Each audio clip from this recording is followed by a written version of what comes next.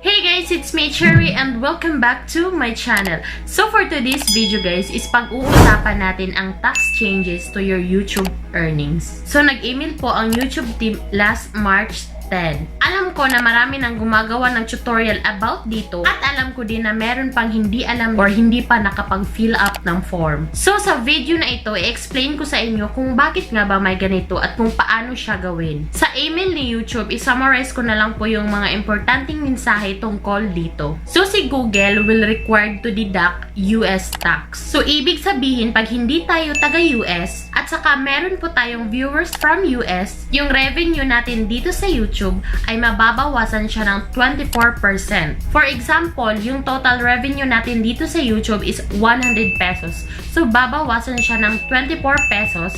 Yung matitira na lang sa atin is meron na lang tayong 76 pesos. Diba mabigat-bigat na din yun, lalong-lalo na sa mga small content creators like me. Dahil hindi pa naman masyadong malaki yung earnings natin dito sa YouTube kasi nagsisimula pa lang tayo. So paano nga ba natin ito i-fix? All we have to do is mag-fill up lang tayo ng form, which is yan po ang gagawin nating tutorial later on. So another question, ano nga ba ang mangyayari sa YouTube earnings natin kapag hindi tayo nakapag-fill up ng form? So kapag hindi tayo nakapag-fill up ng form within May 31, 2021, automatic na i-required na ni Google na mag-deduct ng 24% of your total earnings worldwide. Kahit anong bansa pa yung mga viewers natin, kahit within the Philippines pa, ay automatic na mababawasan na ng 24%. At saka meron pang tanong na how will earnings be impacted? So ang YouTube Premium, Super Chats, Super Stickers, at saka Channel Membership, lahat yan ay maaapektuhan kapag hindi tayo nakapag-submit ng form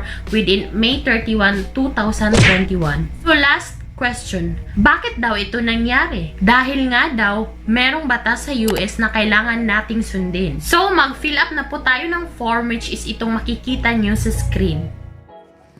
So, simulan na natin yung tutorial natin guys. So, andito na tayo sa ating Google. So, i-open nyo lang ang inyong mga Google. Then, pagkatapos nito is, i-search lang po natin ang Google Adsense. Ayan.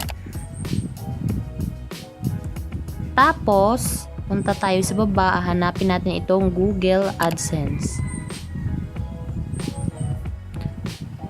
So, i-desktop site muna natin guys kasi may mga portion na hindi gagana kapag hindi tayo naka-desktop. So, ayan. Tapos, may nakalagay dito na Manage Tax Info. So, i-click natin ito guys. Ayan. Actually guys, tapos na po ako mag-fill up dito. So ayan siya, okay na po yung sa akin, approve na po siya last March 19, 2021. So pwede ko naman siyang i-submit new form. So i-click ko lang itong submit new form para mapunta tayo doon sa mismong form na fill upan natin. So para malaman nyo sa mga hindi pa nakapag-fill up, so para alam nyo kung paano siya gawin. Then, i-click ko lang itong Start New Form. So, kailangan muna nating mag-sign in, guys. So, ilagay lang natin ang ating password or yung Google password natin, yung nakakonect na Google AdSense natin doon sa YouTube channel natin. So, andito na tayo sa United States Tax Info. So, merong nakalagay dito na what type of account is yung pangalan mo. So, i-click natin ang individual. Tapos, next. Then next, merong nakalagay dito na are you a citizen or resident of the United States? Syempre, hindi. So, i-click natin ang no. Then, next. Then sa baba guys, meron tayong dalawang pagpipilian. So, either W-8BEN or W-8ECI. So, kapag individual guys, ito yung nasa una ang i-click natin, which is itong YWBEN. Kung ikaw naman ay business, so kung business naman yung, about business naman yung YouTube channel mo, so i-click mo itong W-8ECI. So, dahil individual po yung account natin, so itong panguna po yung i-click natin. Then, i-click natin ang Start. So, dito guys, kailangan nyo lang ilagay ang mga details nyo. Make sure na complete at saka tama po yung ilalagay nyo. So, name of individual. So, kung ano po yung nakapangalan doon sa Google AdSense nyo, yun po ang ilagay nyo. Then, i-click lang natin itong country region of citizenship. Of course, Philippines. Then, sa baba guys, meron po ditong taxpayer identification number. So, dito po natin ilalagay yung mga TIN ID natin, yung mga TIN number na nakalagay doon sa TIN ID natin. So, dito tayo mag-fill up sa foreign TIN. So, ilagay natin yung TIN number natin dito. Pagkatapos, i-click na natin ang next. So, i-click nyo lang itong may box na permanent resident address. So, i-check nyo lang. Tapos, maglagay kayo ng address, kung ano yung address nyo na ginamit nyo mismo doon sa Google AdSense nyo. Make sure guys na tama po yung nilagay nyo at saka kumpleto po siya. Then, meron pa pong address line to. So, depende sa inyo guys kung dalawa ba yung address nyo. Kung isa lang naman yung address nyo, pwede nyo namang ilagay ulit sa baba. Ilagay nyo yung mga subdivision, kung anong subdivision kayo.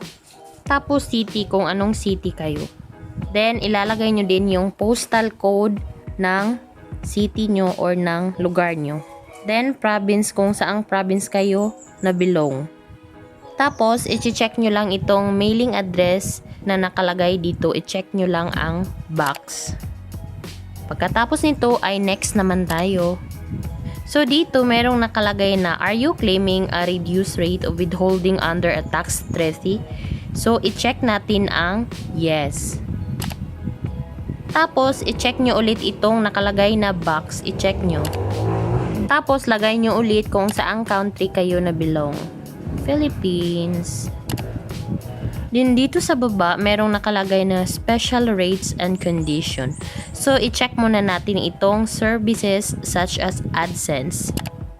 Pagkatapos yan, merong nakalagay dito na article and paragraph.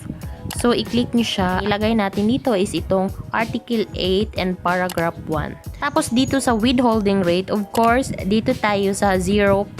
So, ayan. Then, i-click nyo lang itong box. Ayan. Then, dito naman tayo sa another box which is itong motion picture and TV royalties. So, i-click nyo ulit yung box. I-check nyo.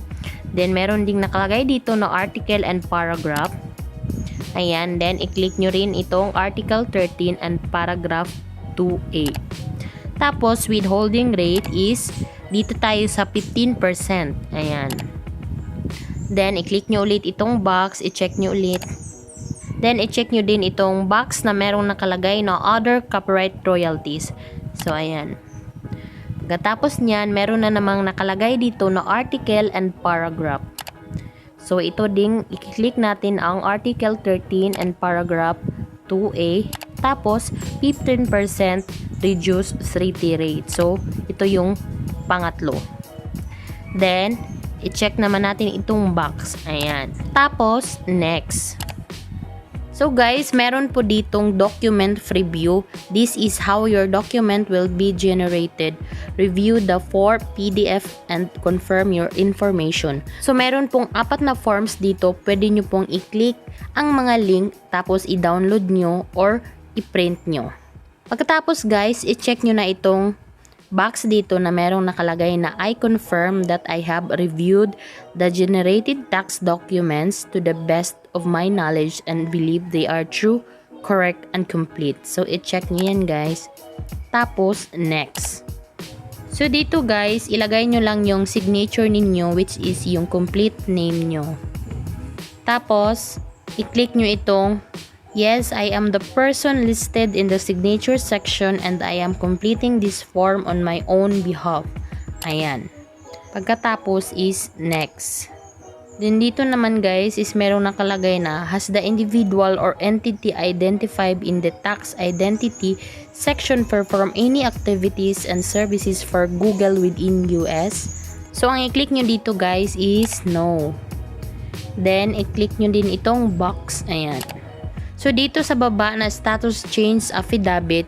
So, kung nakapag-payments na kayo before, kung nakatanggap na kayo ng payment, so, Ang i-click nyo po ay itong pangalawa, itong I am providing tax info for an existing payments profile that has previously received payments.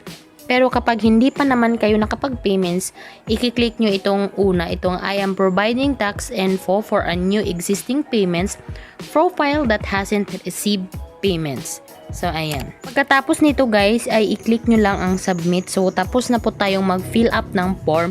So, since nakapag-fill up na po ako, so hindi ko na lang po i-click itong submit. Kasi tapos na ba akong mag-fill up. So, kayo, since nag-fill up pa kayo, kailangan nyo pong i-click itong submit. Tapos, antayin nyo lang ilang minuto or seconds. So, makikita nyo na kung na-approve ba yung form na pinilapan nyo. So, ganun lang siya kadali. So, that's all for today's video guys. I really hope na meron po kayong natutunan sa video na ito. Kung meron man kayong mga suggestion, questions, comment down. Sana nagustuhan nyo din ang video na ito. At saka sa mga hindi pa nakakapag-subscribe, please mag-subscribe na po kayo at saka i-click nyo na rin yung notification bell para ma-update kayo sa mga bago nating uploads. Thank you so much for watching guys. Bye! See you on my next video.